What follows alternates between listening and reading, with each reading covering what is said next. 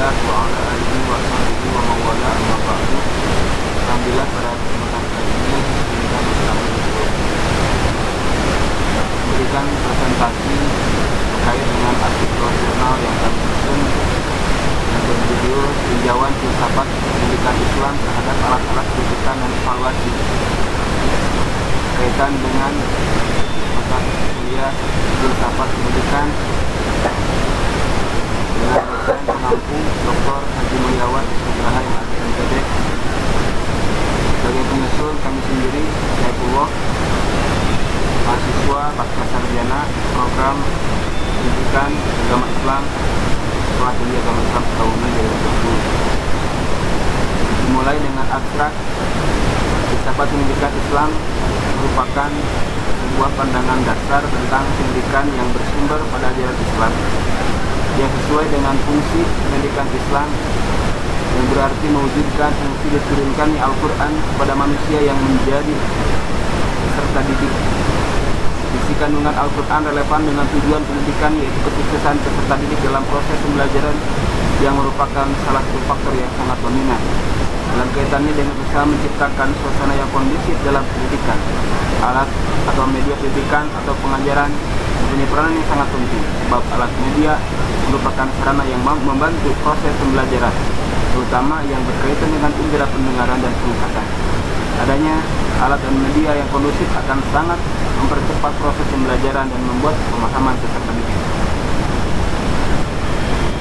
Pendahuluan, filsafat adalah sebuah metode berpikir bebas, radikal, dan universal untuk memperoleh kebenaran. Dan ilmu filsafat adalah penerapan prinsip dan aturan sains yang berpikiran bebas, radikal, dan universal. Ilmu filsafat bukanlah metodologi, tetapi merupakan proses refleksif yang berakar pada prinsip-prinsip sains. Filsafat ilmu menawarkan berbagai macam pendekatan atau model paradigma yang dengan berbagai metode dapat diadopsi oleh semua ilmu, termasuk ilmu agama Islam. Pendapat Zailani tahun 2016. Tujuan penulisan artikel ini adalah untuk menumbuhkan etos ilmiah dan jenis dan strategi pendidikan dalam Islam yang dapat dilakukan untuk membantu siswa agar dapat mengikuti proses pembelajaran dengan cara yang menyenangkan. Lanjut dengan pengertian filsafat. Perkataan filsafat berasal dari dua patah kata bahasa Yunani, yaitu philos dan sophia. Secara etimologis, philos berarti cinta atau loving dalam bahasa Inggris, sedangkan sophia berarti kebijaksanaan atau wisdom atau kepahaman yang mendalam. Pengertian filsafat menurut bahasa aslinya adalah cinta terhadap kebijaksanaan. Selanjutnya dalam pengertian yang lebih luas, Herodotus dalam Yusuf 2014 mengemukakan 5 pengertian mengenai filsafat. Mungkin dengan pengertian ini dimaksudkannya untuk menunjukkan betapa sulit untuk merangkum pengertian filsafat itu dalam sebuah definisi yang lengkap. Dia mengemukakan pengertian filsafat sebagai berikut. Yang pertama adalah filsafat sekumpulan sikap dan kepercayaan terhadap kehidupan dan alam yang biasanya diterima secara kritis. Yang kedua, filsafat adalah suatu proses kritik atau pemikiran terhadap kepercayaan dan sikap yang sangat kita junjung tinggi. Yang ketiga, filsafat adalah usaha untuk mendapatkan gambaran secara keseluruhan. Yang keempat, filsafat adalah analisa logis dari bahasan serta penjelasan tentang arti kata dan konsep. Yang kelima, filsafat adalah sekumpulan problem-problem yang langsung mendapat perhatian dari manusia dan yang dapat dicarikan jawabannya oleh ahli filsafat. Dilanjut dengan pengertian filsafat pendidikan. Apa itu pengertian filsafat pendidikan? Filsafat menurut John Dewey adalah teori umum dari pendidikan dan dasar dari semua pemikiran umum mengenai pendidikan. Filsafat pendidikan menurut Jalaluddin adalah ilmu yang pada hakikatnya merupakan jawaban dari pertanyaan-pertanyaan dalam lapangan pendidikan dan merupakan penerapan suatu analisa filosofis terhadap lapangan pendidikan. Filsafat pendidikan meliputi usaha untuk mencari konsep-konsep yang mengarahkan manusia di antara berbagai gejala yang tentunya mempunyai perbedaan satu sama lainnya, sehingga memerlukan suatu proses pendidikan dalam rancangan yang integral dan terpadu. Samping itu mengandung juga usaha menjelaskan berbagai makna yang menjadi dasar segala filsafat pendidikan. Filsafat juga mengemukakan beberapa macam pokok yang menjadi dasar dari konsep-konsep pendidikan dan menunjukkan hubungan pendidikan dengan bidang-bidang menjadi tumpuan perhatian manusia. Kemudian, bagaimanakah pemahaman tentang filsafat pendidikan? Menurut Zuhairini menyatakan bahwa filsafat pendidikan Islam adalah studi tentang pandangan filosofis dari sistem dan aliran dalam Islam terhadap masalah-masalah kependidikan dan bagaimana pengaruhnya terhadap pertumbuhan dan perkembangan Muslim dan umat Islam.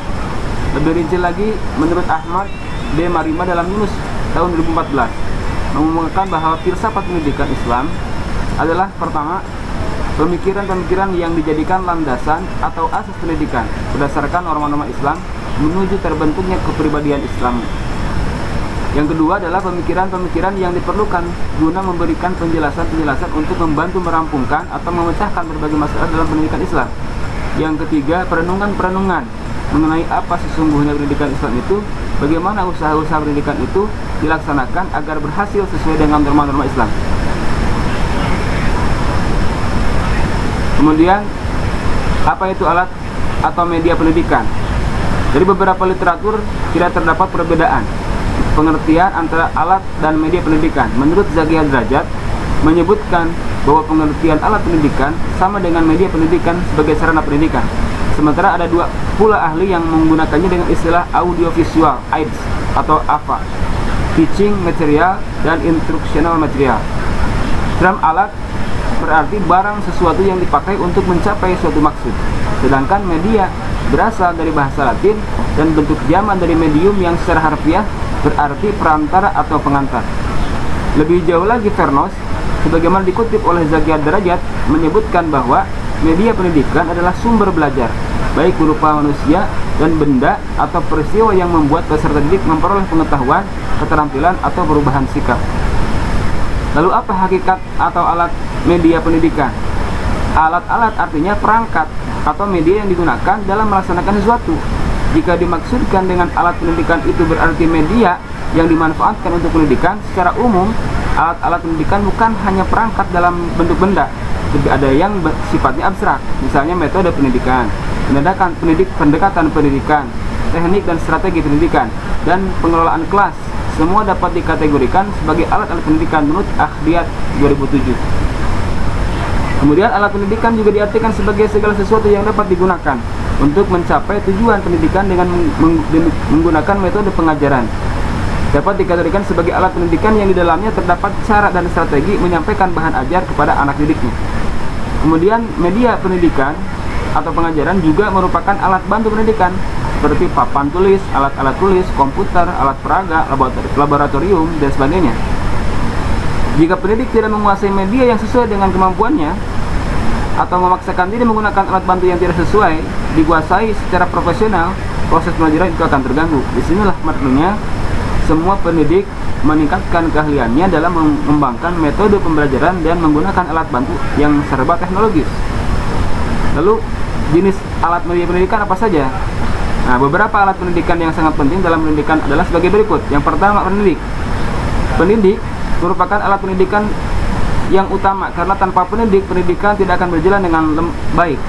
Yang kedua, lembaga pendidikan itu sendiri, yaitu tempat untuk dilaksanakannya pendidikan formal atau informal. Yang ketiga, adanya anak didik atau sasaran pendidikan yang menjadi objek para pendidik sekaligus pendidikan itu sendiri. Yang keempat, adanya sarana dan prasarana pendidikan yang membantu lancarnya pelaksanaan pendidikan terutama dalam proses pembelajaran. Yang kelima, perpustakaan, yaitu buku-buku yang memberikan informasi ilmu pengetahuan kepada peserta didik dan anak didiknya. Yang keenam, kecakapan atau kompetensi pendidik, yaitu untuk memberikan pengajaran yang profesional dan sesuai dengan kapasitasnya. Yang ketujuh, adanya metodologi pendidik dan pendekatan sistem pengajaran yang digunakan, misalnya menggunakan metode ceramah, diskusi, tanya jawab, atau penugasan atau pola rekreatif. Yang kedelapan, adanya manajemen pendidikan yang mengolah pelaksanaan pendidikan merupakan alat yang amat penting dalam pendidikan seperti pengaturan jadwal mata pelajaran, penempatan pendidikan dalam mata pelajaran tertentu, pengaturan lamanya mengajar, pemenuhan gaji dan honor pendidik, penentuan rapat-rapat pendidik dan sebagainya. Yang kesembilan, yang tidak kalah penting adalah strategi pembelajaran yang sesuai dengan tujuan belajar siswa itu sendiri.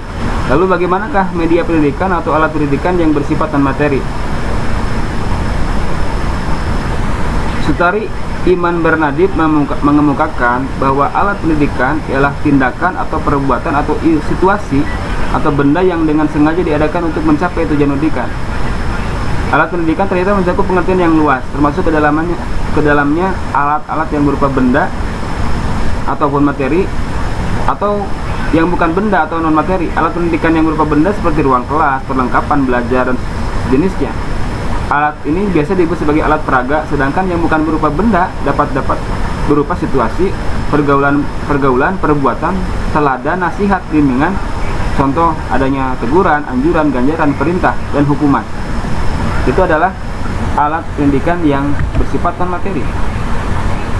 Lalu apa pengaruhnya alat media pendidikan Islam? Menurut Yusuf Hadimiarso dan kawan-kawan menyatakan bahwa alat atau media berupa benda dalam pendidikan punya nilai-nilai taktis edukatif yang meliputi: yang pertama, membuat konsep abstrak menjadi konkret; yang kedua, membawa objek yang sukar didapat ke dalam lingkungan belajar siswa; yang ketiga, menampilkan objek yang terlalu besar; yang keempat, menampilkan objek yang tak dapat diamati dengan mata telanjang; yang kelima, mengamati gerakan yang terlalu cepat; yang keenam, memungkinkan keseragaman pengamatan dan persepsi bagi pengalaman belajar siswa; yang ketujuh, membangkitkan motivasi belajar; yang kedelapan adalah menyajikan informasi belajar secara konsisten dan dapat diulang maupun disimpan. Sedangkan alat berupa non benda karena sifatnya abstrak, maka ia berperan dalam pemahaman nilai dan penilaian akhlak. Contoh lain yang biasa diambil dalam pemberian materi tentang pelaksanaan haji, contohnya, pelajaran ini akan lebih dapat dipahami jika disajikan dalam bentuk demonstrasi.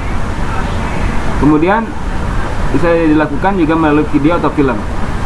Selain itu, pelajaran contoh membaca Al-Quran akan lebih mantap membaca Al-Quran ini apabila dibantu dengan adanya tape recorder, atau sekarang sudah ada disajikan dalam bentuk audio visual yang bisa merekam suara seseorang yang lebih fasih dalam membaca Al-Quran. Begitu juga dan pelajaran-pelajaran yang lainnya, itu akan lebih membantu dalam menyampaikan materi dengan baik dan efektif. Itu merupakan materi yang kami sajikan. Sebagai penutup, ucapan terima kasih kami ucapkan kepada Bapak dosen, Bapak Dr. Haji Mulyawan S. Nugraha, MAG MPD, yang telah memberikan ilmu kepada kami semua dan memberikan kuliah dan memberikan nasihat yang sangat bermanfaat, yang telah memberikan materi dan menyampaikan tugas ini untuk kami kembangkan sehingga bisa menambah hasanah keilmuan dan mengaplikasikannya dalam bentuk pengabdian di lapangan ke depan. Mudah-mudahan ada manfaatnya. Mohon maaf atas segala kekurangannya. Wallahul muwaffiq ila aqwamit thoriq. Assalamualaikum warahmatullahi wabarakatuh.